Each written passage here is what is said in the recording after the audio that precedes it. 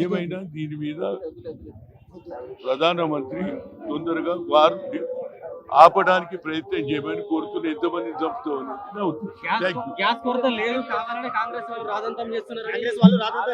అంటారు BJP gas కొరత లేదని చెప్పేసి అంటున్నారు కదా బీజేపీ వాళ్ళు. ఇప్పుడు గ్యాస్ కొరత లేదంటున్నారు కానీ మరి హోటల్ ఎందుకు బంద్ అవుతున్నాయి అది కూడా బంతున్నా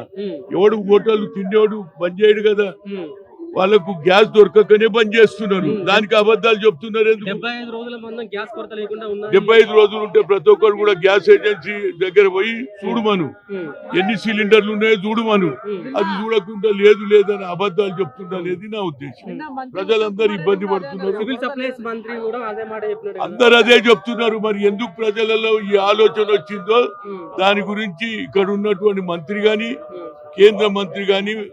ఏదైతే ఏజెన్సీ ఉంటుందో గ్యాస్ ఏజెన్సీ దగ్గర పోయి చూడమని నిల్వలు ఉన్నాయా లేదా అది చూడకుండా ఎందుకు చెప్తున్నారు ఇవాళ నేను అడిగిన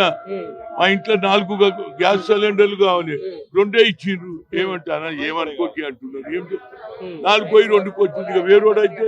అడిగేందుకే ఛాన్స్ లేదు కనుక కొరత ఉన్నది దీనికి ఒకటే ఆలోచన ఈ వార్ను తగ్గిస్తే ప్రజలకు న్యాయం జరుగుతుంది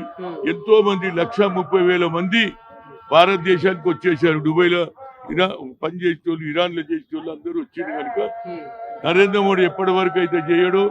పాకిస్తాన్ వారిని ఏ విధంగా ఆపినావు నువ్వే చెప్పుకున్నావు కదా మరి ఇదెందుకు ఆపుతలేవు అని అడుగుతున్నా థ్యాంక్ యూ అంటే ఎప్స్టీన్ ఫైల్స్ ఇంత దూరం వచ్చిందా ఇదంతా ఎప్స్టీన్ ఫైల్స్ గురించే ఇంత రాదంతం జరుగుతుంది అవన్నీ మాకు తెలియదయా ఇవాళ ముఖేష్ అంబానీకే ఆయిల్ ఫ్లోరింగ్ చేయడానికి ట్రంప్ అవకాశం ఇచ్చిందంటే ఎంత పెద్ద డ్రామా జరుగుతుందో మేము ఇక్కడ తిడుతున్నాం అదాని ముఖేష్ తిడుతున్నాం ఆయననేమో సాయం చేస్తుందంటే